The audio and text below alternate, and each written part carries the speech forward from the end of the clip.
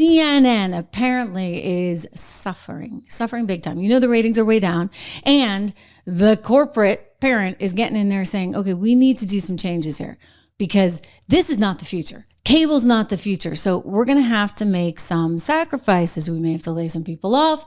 We may have to cut some salaries on some of our big, highly priced anchors, including one Anderson Cooper. You got me on that one. Like, the guy has Zippo personality, zip zero nada, okay? He just reads a teleprompter. That's it. He's better than some at reading a teleprompter. You know what gets me? Some of those anchors they have on there, not only are they reading the teleprompter, they're reading their questions for their guests right off the teleprompter. That happens. Trust me. And so they read the question. The guest answers not only their question, but then maybe says something else. But the problem is the producer wrote the next question in the prompter, so that moronic anchor just goes and reads the next question, forgetting that the person has actually already said that. It's the most infuriating thing. I'm like at the point, I cannot watch this anymore. I watch it to get you guys clips, but I'm just like, oh, I can't take it. It's very frustrating. It's very, very frustrating. That's called bad listening skills. What is the number one skill you need as a journalist if you're going to do an interview? Listening skills, okay? You got to be in the moment, absolutely present. Not sure that many of them over at CNN know how to do that. But anyway, they may not be doing it for long. Apparently, there's major layoffs coming. This is a Washington Free Beacon article. We've talked about this story a little bit, but it's getting heated up, and I'm hearing through sources that the talent really is freaking out because they're bracing for these deep cuts, okay? They're having this big corporate shakeup, and so morale is in the you-know-what, and people are really worried because the parent company, as I said, Warner Brothers Discovery, which owns CNN, They've already said that they have to make all these changes. In fact, they're creating what they're calling global networks. It's a new company. It's going to call Global Networks. And then they're going to take the more promising assets, such as Warner Brothers Film Studio and the HBO Max streaming service, and they're going to form a whole nother company that investors might actually find more attractive. So what does that mean? If you're the redheaded stepchild and nobody really wants you anymore, budgets are going to get cut. And that breakup is coming sometime mid next year. Okay, so mid 2026. And in the meantime, they basically are trying to button down the hatches, and they brought in this new guy. They got a new CEO. Let me get his name right. Gunnar. Oh, I always want to pronounce it in German, so I will. Weidenfels. It's like I told you. Remember Weiner? Anthony Weiner? I was an anchor on CNBC at the time, and they had in the prompter Wiener. They spelled it out Wiener. And I called my producer in the commercial. I'm like, no. It's Weiner. Trust me. I speak German. It's Weiner. And he's like, no, it's Wiener. And this was at the point when nobody knew him. It was right before all that stuff happened. And I'm like, who would go by Wiener? Well, sure enough, he did. Which tells you everything you need to know, right? Anyway, this one, Gunnar Weidenfels, but it might be Weidenfels, I don't know. He's actually apparently well known. I don't know him, but some people know him in media circles, and he likes to cut costs. He is, according to Variety, an iron-fisted money manager. Imagine that in the media business. Somebody who actually cares about money frequently terrorized pampered employees in his previous role as CFO of Warner Brothers Discovery, where he was the, quote, instigator of belt tightening and other massive changes, including a series of layoffs. Okay, so now they're really, really nervous. They get a guy named, and for dramatic effect, I'm just going to go with the German, what the heck, Gunnar Weidenfels. Okay, so Gunnar's coming in, and he's gunning for them, and he's going to say, okay, you guys are making way too much money because guess what? Your business is over. It's done. Finito, right? Look at what we're doing right here. Granted, we have our technical difficulties from time to time. Do you like the new setup? I got a new camera. Because we were having all those issues, remember, with the camera last week, and you guys were like, the shot looks so blown out. So you speak, I listen, and sure enough, we have a new camera. But anyway, Dylan Byers, who's a media reporter over at Puck, he says it's going to get worse, and it's going to get really bad because basically you're dealing with an industry that's in a massive decline. This industry over here, streaming, it's thriving. It's thriving. My son, sometimes he's like, Mom, I'd love to do what you do. And, maybe I can do this when I grow up. And I'm like, I hope it's still here. Like, who knows, right? Because in my lifetime, I started out in a traditional media environment, and all of a sudden cable came along, and I was at network television. I thought I was like the big cheese because I had a job as a correspondent at CBS Evening News. And I'm like thinking like, this is the be all end all, right? You get 10 seconds at the end of your clip. They give you 1:30 to explain something really complicated. And then if you're lucky, you got 9 or 10 seconds at the end to go live and explain a little bit more. Anyway, that's the old style media. And then I went to cable and I was like, wow, this is really neat.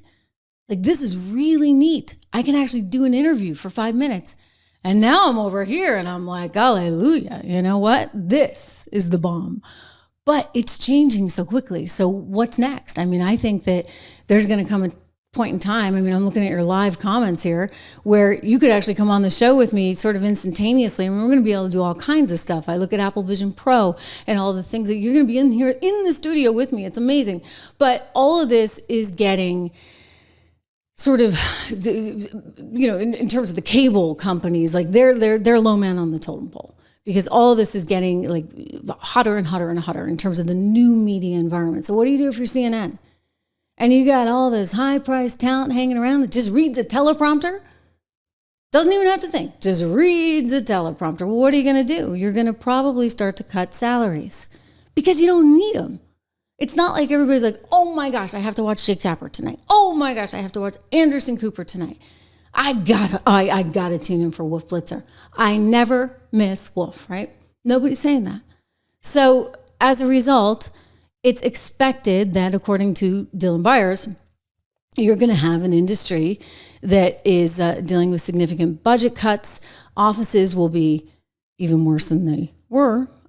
His word begins with an SH, ear, and familiar perks are going to disappear. I mean, these perks, who knew? According to Oliver Darcy, who's another media reporter who's got like a newsletter or something, he's like, they're going to have to start submitting receipts.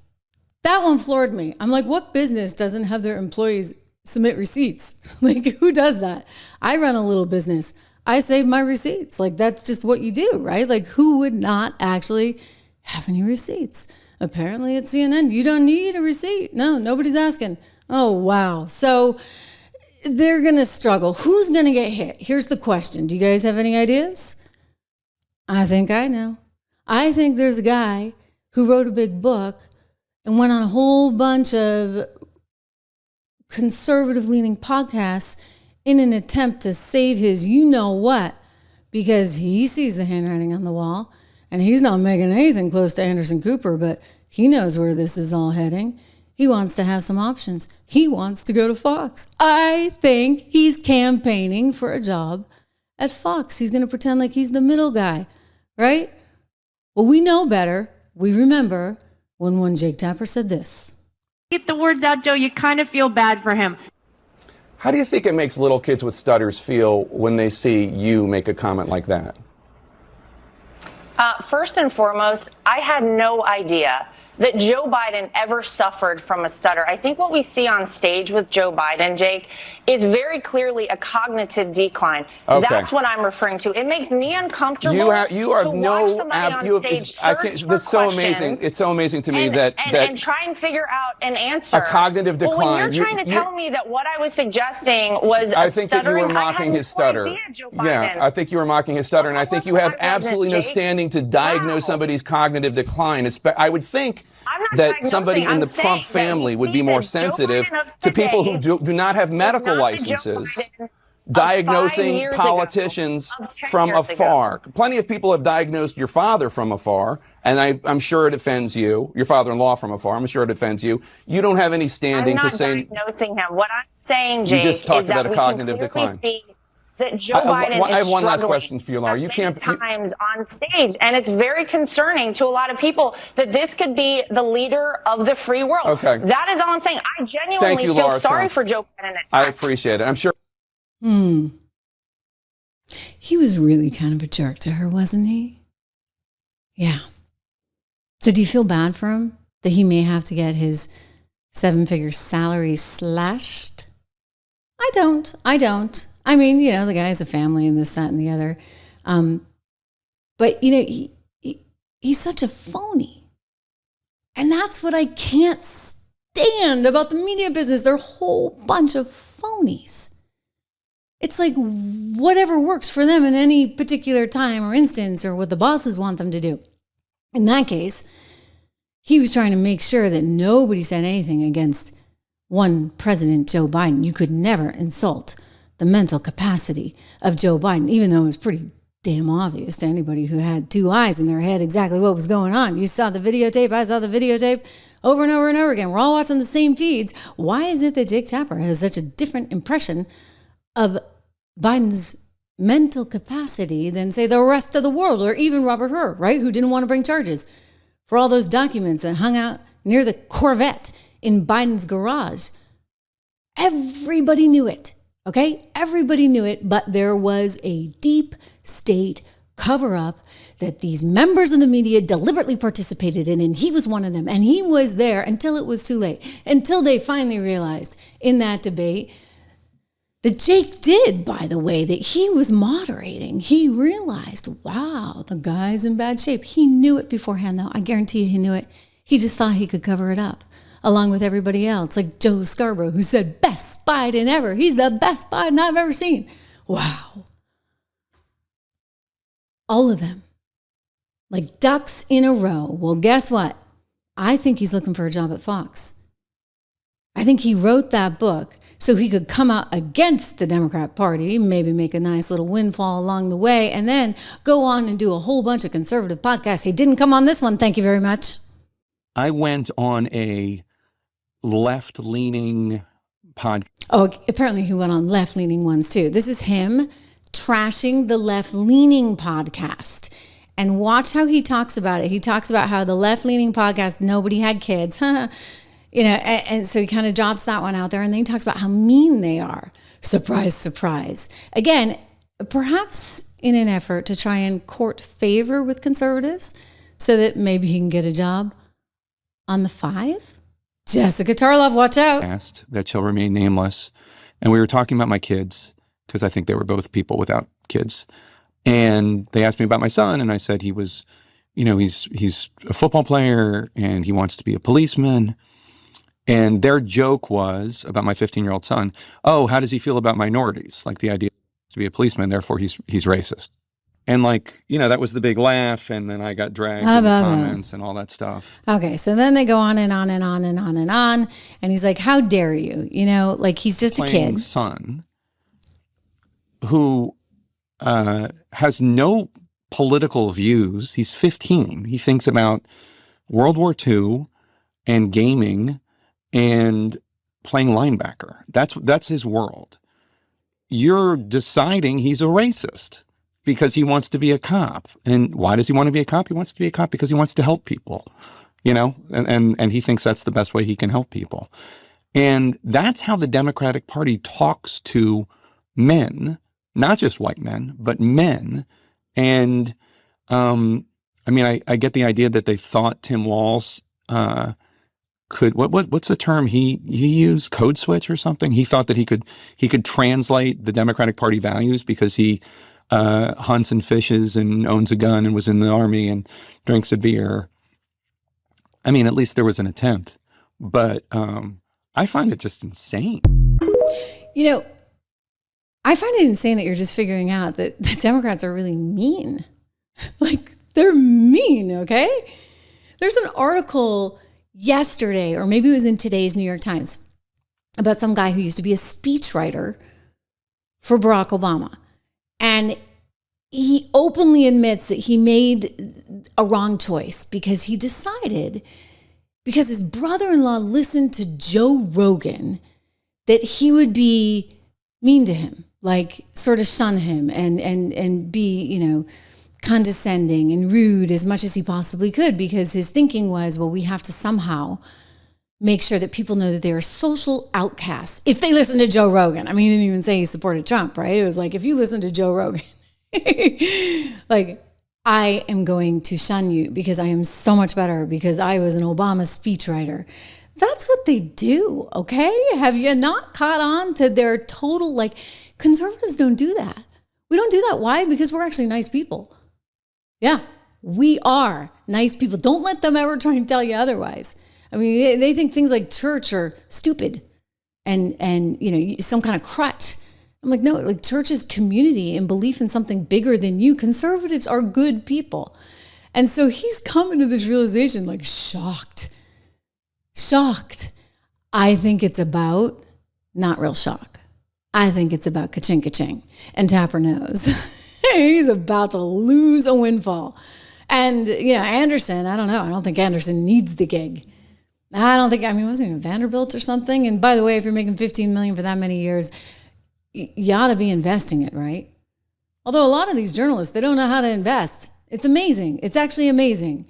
And I'm going to tell you something that you need to pay attention to, because I don't want you to ever say you were watching this show and you didn't take advantage of certain things, when I am here telling you every day what you need to do. And that is to go to my website, 76research.com, 76research.com. Type in code word $. You will get the 76 report. It is my research along with my colleague who started it with me, Rob Horton. We just put out a note this afternoon about that really good looking inflation report. Another one, right? Another one. It's just like one thing after another. I like seeing this stuff. We saw Santelli on earlier this morning. Let me see if I have this clip for you, because Rick Santelli, great guy. He's the one that, remember when the Tea Party first started out? It was like the call heard around the world. He got on the floor of the bond market there at the Chicago, actually it was the Chicago Merc, I think. And he was complaining about, all the crazy spending. It was just fantastic. Anyway, Rick Santelli does a lot of reporting on economic indicators, et cetera, because he is, that's his beat. And let me just see if I have this today, because he explained it really well. In other words, it was a touch higher. Inflation came in 0.3%, which was a touch, higher than it had been. But it's still really good news, especially when you looked at, for example, core inflation. And I'm just telling you, this is good, you guys. Like, we're seeing a lot of really, really good economic stuff that makes me excited, really, really excited about our future, which is all the more reason why I think you just need to be investing right now. I may not have it, so maybe we can talk about, I'll paraphrase, because obviously I'm pretty familiar with this. The core rate went down a little bit. That's great, because food and energy costs coming down. I don't put as much stock in that as some people, only because to me, inflation's inflation, whether it's excluding food and energy or it's including food and energy. But I like what I'm seeing. I'm telling you, I'm liking what I'm seeing. Okay, so 76research.com. I am going to put it up here. And I keep saying, you better do this, because see if I can spell and talk at the same time. 76research.com, and use code word $. I want you to do this because I want you to benefit from our knowledge. And you look at some of the charts that I was just showing you, clearly you'd be benefiting. We told everybody, by the way, buy Bitcoin at like 55. Have you seen it? Let's see, where is it? Don, you watching Bitcoin? It's been up around 120. I told you guys, my son was like, Mom, should I take a little money off the table? Mom, I think we should take some money off the table. My account's doing really, really well. And I was like, honey, you're 12. All right. You got a big time horizon. I mean, if you're 64 and you're about to retire in a year, it's a different kind of thing. It's actually why we created different portfolios for different people. It's why we have the American Resilience, which is growth oriented. We have inflation protection, which is more similar to, say, income builder as well. Income builder being for people who are getting close to the retirement. Anyway, go check it out. 76research.com, code word $. Thank you for being here. Give me your thoughts on this whole Maxwell thing and where we're going. Like I said, I don't like it. I've got a little bit of a heavy heart about all of it, because I think it's bad news for this movement. But I think if anybody can sort of figure his way around this one and through this one, it will be one Donald Trump. Absolutely. I just want to go out to some of your comments really quick. What do you think of the new camera? Can you tell? Can you tell? I'm glad you guys like it. I'm seeing that. Yeah, I'm reading these comments in real time. So it's good to have so much appreciation from all of you. And I thank you for being here. Do not forget to hit the bell. So make sure you subscribe and hit the bell so that you know where I am. Oh, okay. Peace of my mind. Writing 116K on Bitcoin today. You know, where's it going? That's the question, right? We had Michael Saylor on the show once, and you know, he's really lofty. He's up there around 13 million by whatever year. Where does it go? We don't know. But what I would say is that this administration is embracing technologies in ways that we have not seen previous administration. I mean, forget Joe. Like Joe didn't even know how to work his cell phone, right? Truth is like Trump was always tweeting. And now he's truthing, but that was always him. Like I was with him once, like in the Oval Office as he was tweeting something out, like that was him. And he got technology and understood the future of technology pretty massively. And here's the deal, guys. We want to own technology, right? We want to be number one when it comes to technology, without a doubt. He's talking about possible tariffs on Russia. Again, today he's going to give them 50 days. If they don't do it, they're going to see a big increase in their tariffs. He understands the sort of financial weaponry that we have still at our disposal right now, which I think is great because, again, nobody else understood this. So from a technological standpoint, from a sophistication in terms of understanding the financial might and success that we have and how we use that to influence policy, it's a home run. So let's not let this other stuff hopefully get in the way. Hopefully we get some answers, but I don't want it to derail anything. Right? Right. Okay. Let me know what you think, especially the camera. It's new. I'll see you tomorrow right here live on the Trish Regan Show. Subscribe, hit the bell.